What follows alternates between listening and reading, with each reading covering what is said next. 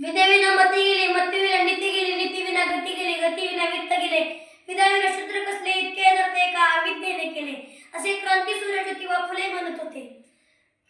नमस्कार बालमित्रांनो, आज 11 एप्रिल म्हणजे क्रांतीसूर्य ज्योतिबा फुले यांची जयंती. सर्वात प्रथम मी तुम्हाला क्रांतीसूर्य ज्योतिबा फुले यांच्या जयंतीनिमित्त खूप खूप हार्दिक शुभेच्छा देतो. क्रांतीसूर्य ज्योतिबा फुले हे खूप मोठे समाजसुधारक होते. त्यांनी जेव्हा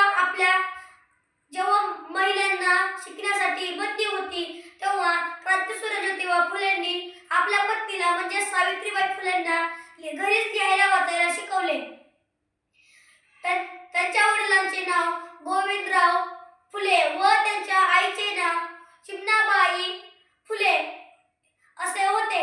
त्यांचा जन्म 11 एप्रिल 1827 रोजी सातारा